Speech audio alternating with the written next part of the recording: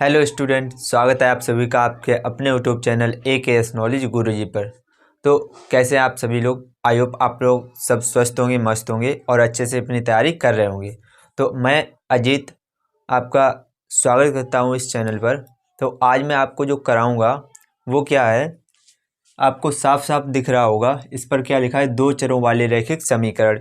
ये class 10th का बहुत ही इम्पोर्टेंट चैप्टर है। इसको पूरा ध्यान से देखते रहिए। आपको एक एक फॉर्मूला, एक एक सवाल आपको ऐसे सिखा देंगे जैसे आपकी खुद ही पढ़ा सकें। ठीक है, बाकी आपको वीडियो तक एंड तक देखते रहना है वीडियो को।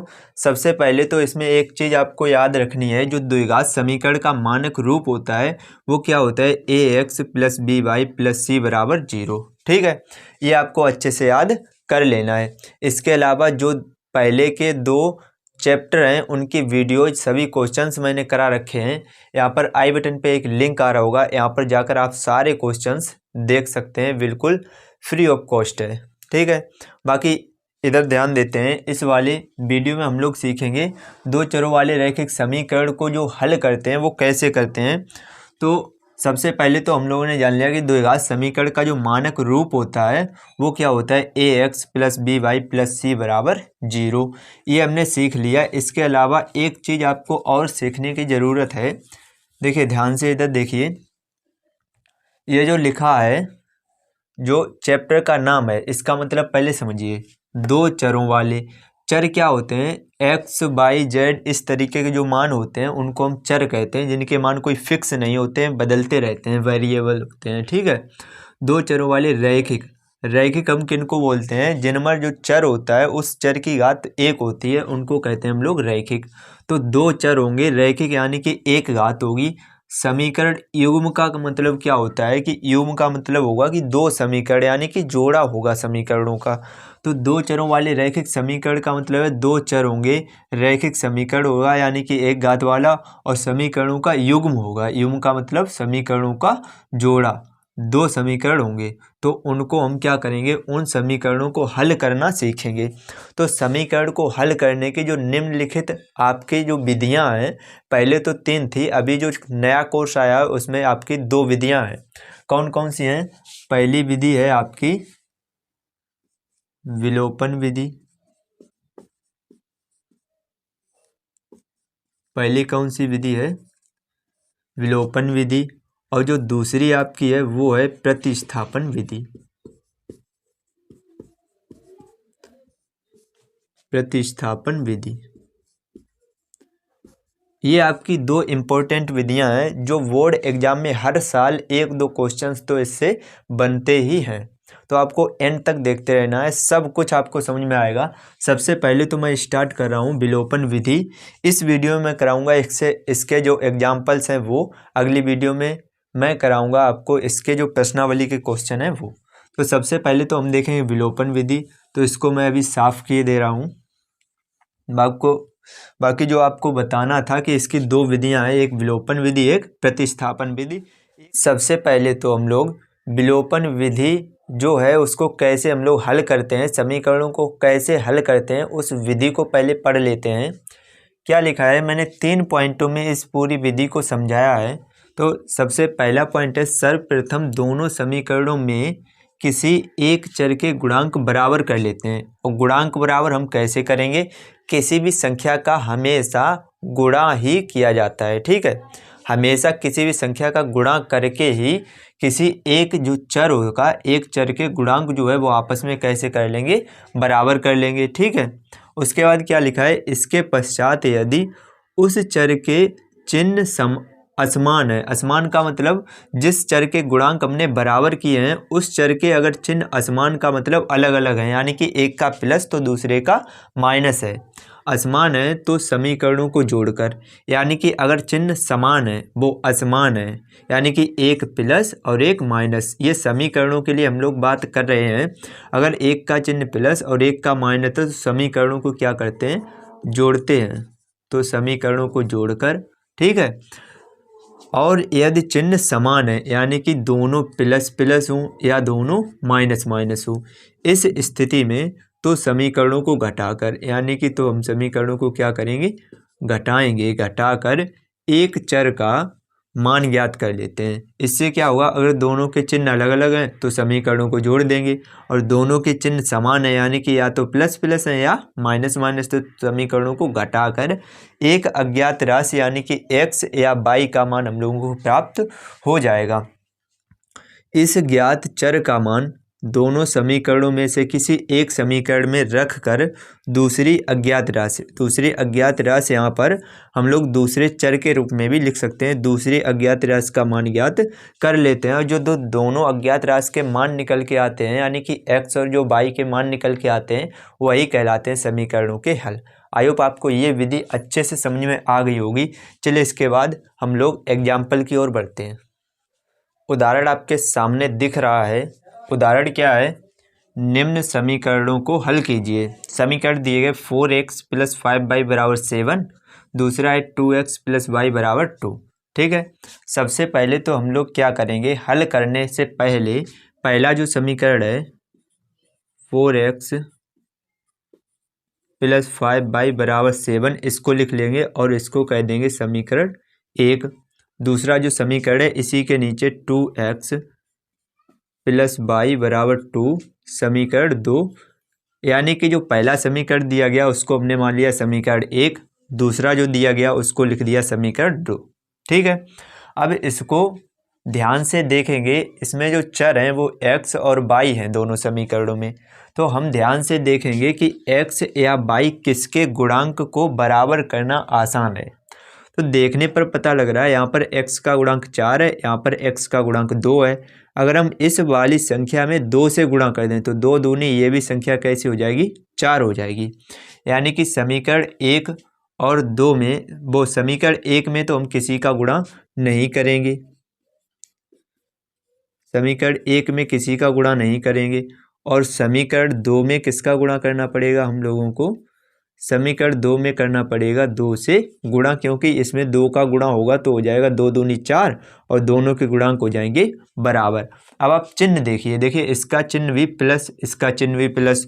तो मैंने पहले ही आपको बता रखा है, अगर दोनों समीकरणों के चिन्ह हैं वो समान है यानी प्लस प्लस हैं, तो समीकरणों को क्या करते हैं, समीकरणों को हम लोग घटाते हैं। ये बात आप अच्छे से याद कर लीजिए। समीकरणों को क्या करेंगे, घटाएंगे, यानी कि समीकरण 1 को घटाएंगे समीकरण 2 में, वो समीकरण 1 से 2 को घटाएंगे, वो भी 2 का गुणा करके। तो समीकरण 1 पहले इसके नीचे ऐसे लिख लो, 4x + 5y = 7। समीकरण 2 में गुणा करके, 2 का गुणा करके इसके नीचे लिखेंगे, तो दोनों पक्षों में और हर पद में ही 2 का गुणा होगा। तो इसमें करेंगे तो 2 दूनी 4x प्लस 2 का y में करेंगे तो 2y = 2 दूनी 4। समीकरणों को जब भी घटाते हैं याद रखना, हर संख्या का नीचे जो समीकरण है उसमें हर संख्या का चिन्ह जो है वो बदल जाएगा, इसका माइनस, इसका भी माइनस और इसका भी माइनस। 4x से 4x तो हो गया कैंसिल, यहाँ 5y प्लस का और 2y माइनस का, तो 5 में से ये 2 घट जाएंगे, कितने बचेंगे 3y बराबर, यहाँ 7 में से 4 घटेंगे, कितने बचेंगे 3। यहाँ से y बराबर कितना आ जाएगा 3/3, 3 से 3 कैंसिल, y का मान कितना आ गया 1 आ गया। जब y का मान हम लोगों को ज्ञात हो गया तो ये जो y का मान निकला समीकरण 1 या 2 में से किसी एक समीकरण में इसको रख देंगे। तो हम क्या कर रहे हैं, समीकरण 2 में इसको रख रहे हैं y का मान, तो यहाँ पर नीचे क्या लिखेंगे कि y का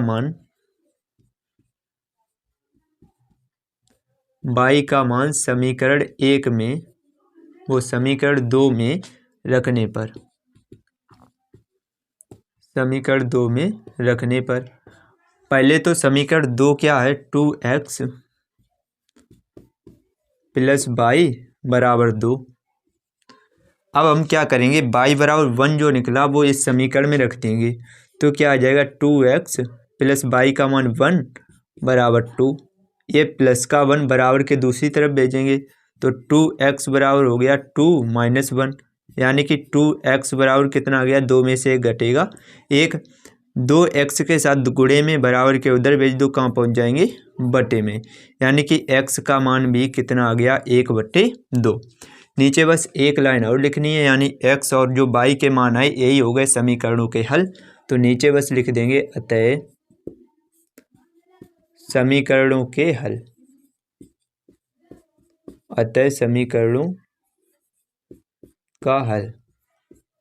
समीकरणों का हल क्या निकला, x बराबर 1/2 और कामा y बराबर 1। ठीक है, इसी को क्या कर देंगे, आंसर कर देंगे। आई होप आपको ये वीडियो, ये वाला क्वेश्चन अच्छे से क्लियर हो गया होगा। बिल्कुल ही आसान तरीके से बता रखा है आपको। अगर आपको ये क्वेश्चन अच्छे से समझ में आया है तो वीडियो को लाइक कर दीजिए, और चैनल पर अगर पहली बार आए तो चैनल को सब्सक्राइब कर लीजिए। नीचे आपको एक सब्सक्राइब का बटन दिख रहा होगा। चलिए इसके बाद जो नेक्स्ट उदाहरण है उसको देखते हैं बिल्कुल ही आसान तरीके से। नेक्स्ट जो उदाहरण है उसको देखते हैं, बहुत ही आसान तरीके से बताऊंगा, वीडियो को एंड तक देखते रहना।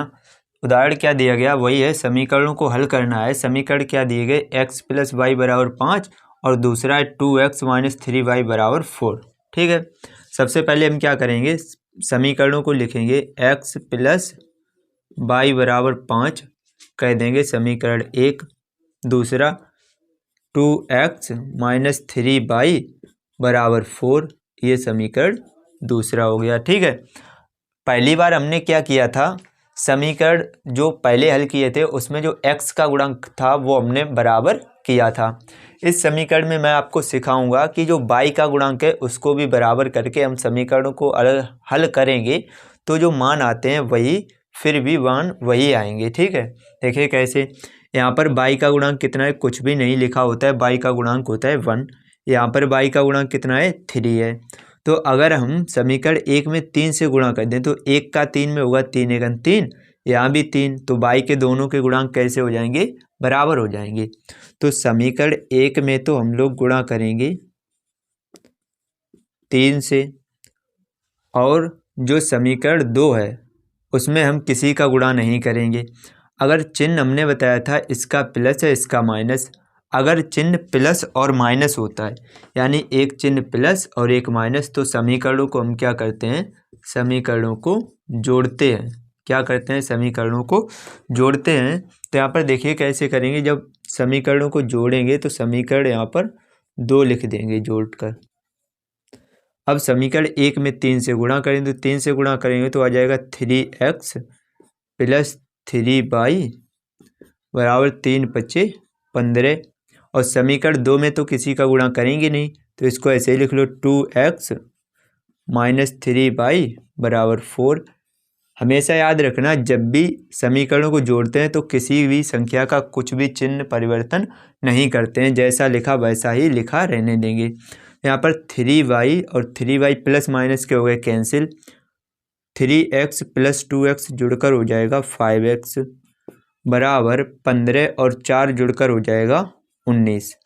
यहाँ पर x बराबर कितना आ गया, 19/5, क्योंकि 5 जो है गुणे में बराबर के उधर भेजेंगे, पक्षांतर करेंगे, बटे में पहुँचेंगे। ठीक है, x का मान ये निकल के आ गया 19/5। ठीक है, अब देखिए आप एक बात का और भी ध्यान रखिए कि जब भी ऐसा मान आए बटे में 19/5, 2/5, 3/5 या फिर 1/2, इस तरीके से जब भी मान आए तो मान रखिए ना, आप क्या करिए, सबसे पहले अभी हमने y के गुणांक को बराबर किया था, अब यहाँ पर x के गुणांक को बराबर कर लेंगे और दूसरा भी मान निकल के आ जाएगा। ठीक है, तो यहाँ पर क्या करेंगे, x का गुणांक बराबर कैसे होगा, यहाँ पर 2 है, यहाँ पर है 1, तो 1 में 2 का गुणा करेंगे, दोनों गुणांक आपस में बराबर हो जाएंगे। यानी कि समीकरण 1 में गुणा करेंगे 2 से और जोड़ेंगे या घटाएंगे वो इनको चिन्ह देखकर पता लगेगा, इसका भी प्लस इसका भी प्लस, तो दोनों के चिन्ह यानी प्लस प्लस यानी कि समान चिन्ह है, तो समीकरणों को क्या करते हैं, घटाते हैं। ठीक है, समीकरणों को घटाते हैं, तो घटाएंगे इसमें समीकरण 2 को, तो आगे जब हल करेंगे तो इसमें 2 का गुणा करवाओ तो आ जाएगा 2x + 2y बराबर 5 दूनी 10। समीकरण 2 को ऐसे ही लिख लो, 2x - 3y बराबर 4।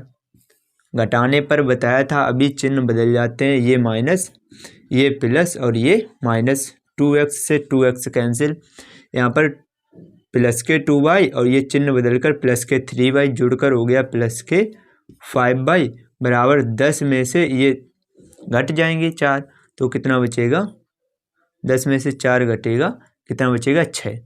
तो y का मान कितना आ गया, ये 5 को पंचांतर करेंगे तो आ जाएगा 6/5। तो ये x और y के दोनों मान निकल के आ गए, तो बस नीचे लिख देंगे अतः समीकरणों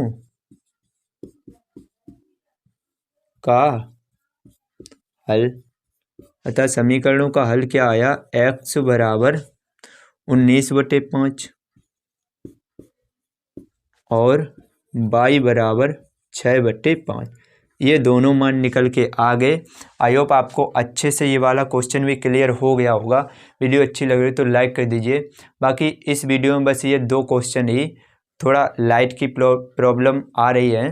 तो चलिए आपको मिलते हैं नेक्स्ट वीडियो में बचे हुए और भी एग्जाम्पल्स के साथ। तब तक के लिए जय हिंद, जय भारत, जय माता दी।